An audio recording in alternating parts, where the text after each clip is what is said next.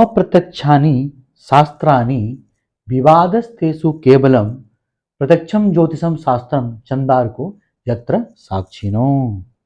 यानी कि इसका सिंपल सा कहना यह है कि ज्योतिष है उसको किसी प्रमाण की आवश्यकता नहीं है। ज्योतिष शास्त्र है इसकी गवाही तो खुद सूर्य और चंद्रमा की उपस्थिति ही देते हैं, जो कि आदि अनादि काल से विद्यमान है। ऐसा और भी कुछ शास्त्र हो सकते हैं, ऐसी कोई बात हो सकती है जो कि स्पेकुलेटिव हो और इसको प्रूव करने के लिए किसी थ्योरी या डिस्कशन की आवश्यकता हो, पर ज्योतिष के साथ ऐसा नहीं है, क्योंकि सूर्य और चंद्रमा तो काफी टाइम से उपलब्ध हैं, आदि अनादि काल से। और हमारे जो ऋषि मुनि थे वो तो तब भी जानते थे कि कितने और भी प्लैनेट मौजूद है। लेकिन चलिए डिस्कशन किसी और दिन, आज हम सूर्य और चंद्रमा पे ही फोकस करते हैं। अब देखिए कुंडली में बाकी सब ग्रह की उपस्थिति तो है ही, उनका स्ट्रेंथ, उनका सही होना काफी इंपॉर्टेंट है हमारे जीवन के लिए। लेकिन आज जो मेरा विषय है कि कुंडली में चंद्रमा और सूर्य का स्ट्रॉन्ग होना क्यों जरूरी है, चलिए मैं चंद्रमा से पहले शुरू करते हैं। और मैं आपको एक श्लोक देता हूं, वो है इंदु सर्वत्र बीजाभो लग्नम च कुसुम प्रभम फलेन सदृश्योश्च भावः स्वादुरस स्मृतः। यानी कि जो चंद्रमा है उसको हॉरोस्कोप का सीड कहा जाता है, यानी कि जितने भी एस्पेक्ट्स हैं कुंडली में, जितने भी रिलेटेड चीजें हैं कुंडली की, उसको चंद्रमा को आप बीज कह सकते हैं उसका। और लग्न जो है उसका फ्लावर है, नवमसा जो है उसका फ्रूट है, और जो हाउसेस है 12 हाउस जितने हैं, एक फर्स्ट हाउस से लेकर 12 तक, ये बेसिकली उसका नेक्टर है, एक्सट्रैक्ट है, यानी कि निचोड़ है। यानी जो भी आप प्रिडिक्शंस करते हैं बाकी हाउसों से रिलेटेड चीजों को, वो सब ही उसका एक तरीके से एक्सट्रैक्ट कह सकते हैं, कि निचोड़ आप कह सकते हैं। तो चंद्रमा को इतना इंपॉर्टेंस दिया गया है कि चंद्रमा को पूरे एस्पेक्ट का एक तरीके से कुंडली का बीज ही कहा गया है। एक और अगर मैं आपको श्लोक देने की कोशिश करूं, वो ये है चांद्रम वीर्यम वीर्य बीजम ग्रहणा। यानी कि strength of Chandra is the seed of strength of all planet. यानी कि जितने भी प्लैनेट हैं उसके स्ट्रेंथ का चंद्रमा को आप एक तरीके से सीड कह सकते हैं। चंद्रमा जितना स्ट्रांग उतना ही बाकी प्लैनेट का भी स्ट्रेंथ आपको देखने को मिलेगा। और अब ये भी देखिए कि चंद्रमा को प्लानिटरी सिस्टम में एक फीमेल प्लैनेट माना जाता है और माता का स्थान दिया गया, 4th हाउस, यानी कि कर्क राशि रूल करती है और मदर का स्थान बोला जाता है। यानी कि सूर्य के बाद सबसे जो स्ट्रांग प्लैनेट है वो चंद्रमा कह सकते हैं, और उसको क्वीन का दर्जा दिया गया है। वो है भी क्योंकि चंद्रमा का कुंडली में स्ट्रांग होना बहुत सारी चीजों को लेकर आपके जितने भी डाउट्स उसको क्लियर कर देता है। चलिए हम समझते हैं ऐसा क्यों है। देखिए सबसे पहले चंद्रमा आपके मन का कारक है, और मन अगर आपका स्ट्रांग होगा तो आपकी निर्णय लेने की क्षमता, आपकी मानसिक एक्सपेंशन, आपका दिमाग की क्षमता, किसी भी परिस्थितियों में जैसा आप व्यवहार करेंगे, कितना शांत चित्त रहेंगे, ये सब चंद्रमा पे डिपेंड करता है। अगर आप विचलित हो जाएंगे, इनडिसीजन में चले जाएंगे, घबरा जाएंगे, ये सब चंद्रमा के स्ट्रेंथ पे डिपेंड करता है।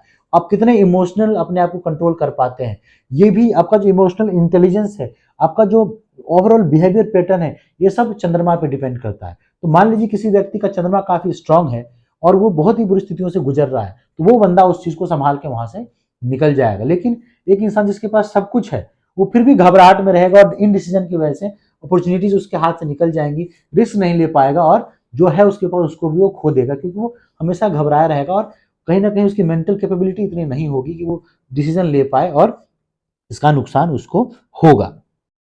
अब देखिए कि चंद्रमा की अगर बात आएगी रेमेडीज की, किन स्थितियों में चंद्रमा खराब है और हमें क्या करना चाहिए। देखिए चंद्रमा अगर 6, 8, 12 में हो, मैं छोटे मोटा मोटा आपको बताता हूँ, अगर राहु के साथ ग्रहण योग में हो, शनि के साथ विष योग में हो, या फिर उस लगन में वो योग कारक ना हो, उस पर किसी मेलेफिक प्लैनेट की दृष्टि हो, किसी वजह, और नीच का भी हो अगर वृश्चिक राशि में जाके, तो किसी भी वजह से अगर चंद्रमा कुंडली में खराब है तो उसको ठीक करने का कुछ व्यवहारिक रेमेडीज मैं आपको बताता हूँ। ये तो चलिए शिव जी ने उनको अपने सर पे धारण कर रखा है, तो शिव जी के मंत्रों का जाप, ओम नमः शिवाय, शिव मंदिर जाइए, जल चढ़ाइए शिव जी को, शिव पंचाक्षर स्तोत्र का जाप कीजिए, तो इससे भी आपको काफी फायदा होगा।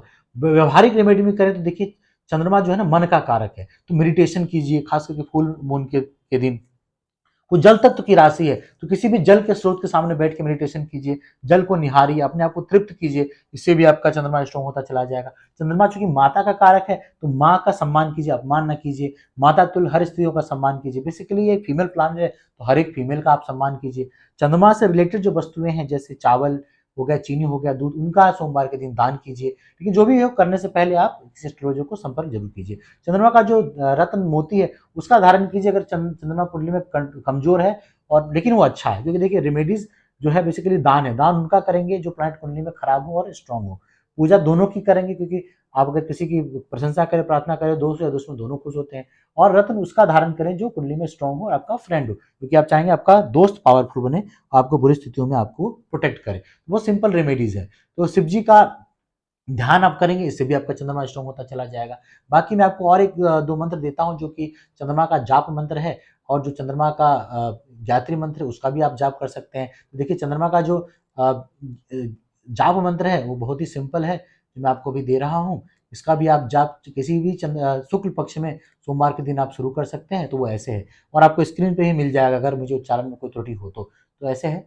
दधिशंख तुषाराभ्यम क्षीरोदार्णव संभवम नमामि शशिनम सोमम शंभु मुकुट भूषणम। ये चंद्रमा का जाप मंत्र है। दूसरा जो है वो है चंद्र गायत्री मंत्र, इसका भी आप जाप कर सकते हैं, जैसे ओम पद्म ध्वजाय विद्महे हेम रूपाय धीमहि तन्नो सोमा प्रचोदयात, या फिर ओम चम चंद्राय नमः। या फुल मून के दिन जाके चंद्र पूर्णिमा के दिन आप जाके मून बात लीजिए, इससे भी काफी अच्छा रहेगा। उस दिन आप खीर बना के पूर्णिमा के दिन बाहर रखिए, सुबह सबको खिलाइए, इससे भी आपका चंद्रमा स्ट्रांग होता चला जाएगा। तो बेसिकली व्यवहारिक रेमेडीज आपको करनी है जो आपकी आप आराम से कर सकते हैं। उसमें माता का सम्मान तो सबसे ऊपर है। अब देखिए सूर्य की बात करते हैं। सूर्य जो है ना आपका आत्मा है, आत्मा को रिप्रेजेंट करता है, आपके फादर को रिप्रेजेंट करता है, आपका आत्मविश्वास है, कॉन्फिडेंस है, वो गवर्नमेंट को रिप्रेजेंट करता है। अब वही बात आती है कि आपको मेंटल स्ट्रेंथ तो है आपके पास, लेकिन आप कहीं ना कहीं आपका आत्मविश्वास काफी कमजोर है, कि आप चाहते तो हैं करना लेकिन कर नहीं पाते, क्योंकि आप इनडिसीजन, आप डिसीजन नहीं ले पाते, क्योंकि आपका आत्मबल कमजोर है। तो यहाँ अगर आपका सूर्य स्ट्रांग है और आपके अंदर डिसीजन लेने की क्षमता है, आपका आत्मबल काफी स्ट्रांग है, तो आप बुरी से बुरी परिस्थितियों से निकल जाएंगे, क्योंकि मन भी आपका स्ट्रांग है और आपका आत्मबल भी बहुत ही स्ट्रांग है, तो आप वहां से निकल जाएंगे। क्योंकि पिता को ये दर्शाते हैं, तो आपके पिता से संबंध भी आपका खराब रखेगा अगर सूर्य आपकी कुंडली में खराब है। और अगर वही ठीक है तो आपको पिता का सहयोग मिलेगा, गवर्नमेंट का सहयोग मिलेगा। अगर आप गवर्नमेंट जॉब में जाना चाहते हैं, वहां आप आसानी से निकल पाएंगे। और अगर सूर्य खराब है तो अगर आप मान लीजिए हो भी जाता है आपका गवर्नमेंट जॉब, तो वहां आप सक्सेस नहीं हो पाएंगे, वहां आपको कहीं ना कहीं किसी चीज में फंसने के चांसेस रहेंगे, वहां आपको कहीं ना कहीं सजा भी हो सकती है। तो ये सारी चीजें सूर्य के खराब होने से होती है। अगर व्यवहारिक रेमेडीज कैसे उसको ठीक करें, तो आप सूर्य भगवान को जल चढ़ाइए, और बहुत ज्यादा ही दिक्कत है तो आप जल में सिंदूर डाल के सूर्य भगवान को जल अर्पित कर सकते हैं। ओम घृणीश्वरयाय नमः बोल के सूर्य के मंत्र का जाप कीजिए, ओम शम सूर्याय नमः का आप जाप कीजिए, उससे भी आपका सूर्य काफी स्ट्रांग रहेगा। व्यवहारिक रेमेडीज में पिता के बातों का सम्मान कीजिए, उनका आदर कीजिए, उनसे आशीर्वाद लीजिए। पिता तो जितने भी लोग हैं उनका आप सम्मान कीजिए, उससे भी आपका सूर्य काफी स्ट्रांग होता चला जाएगा।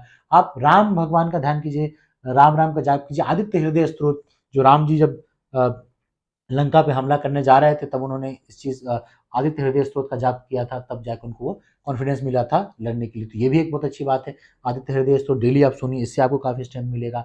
और सूर्य जो है रेड एलिमेंट को भी दर्शाता है, तो अगर आप कुंडली में सूर्य खराब है तो लाल कपड़े ना पहनिए। जो उनके स्ट्रांग है मानिक, उसको ना पहनिए अगर वो खराब है तो, क्योंकि वही थ्योरी काम करती है कि जो आपका दोस्त है उसको आप पावर देंगे, जो दुश्मन है उसको कमजोर करेंगे, और प्रार्थना दोनों भी करेंगे, तो इससे आपका सूर्य स्ट्रांग होता चला जाएगा। तो नट सेल में मेरा कहने का मतलब ये था कि जब आप कुंडली देखें तो आप सूर्य और चंद्रमा की स्थिति को जरूर देखिए, क्योंकि आपका मन और आपका आत्मविश्वास यही आपको सारी परेशानियों से निकाल के ले जाएगा, चाहे आप किसी स्थिति में क्यों ना हो। आप आसपास देखिए, आपने बहुत ऐसे लोगों को सफल होते देखा होगा जो आपने कभी सोचा नहीं होगा कि ऐसा हो सकता है, लेकिन वो इन दोनों के सहारे उन्होंने सब कुछ प्राप्त कर लिया होगा। और बहुत सारे आप ऐसे लोग देखे होंगे जिनके पास सब कुछ है, लेकिन उन्होंने रिस्क ना लेने की क्षमता की वजह से, या फिर इनडिसीजन की वजह से, या घबराहट की वजह से, डर की वजह से, रिस्क ना लेने की क्षमता को डेवलप करने की वजह से, या मानसिक कमजोरी की वजह से उन लोगों ने अपना सब कुछ गवा भी दिया होगा, क्योंकि ये संभव है। इसलिए कुंडली में सूर्य और चंद्रमा जो कि प्रत्यक्ष रूप से विद्यमान है, इनका ठीक होना बहुत ही जरूरी है। अगर आपको मेरी बात समझ में आई हो, अच्छा लगा हो, लाइक कीजिए, सब्सक्राइब कीजिए और जुड़े रहिए। बहुत बहुत धन्यवाद।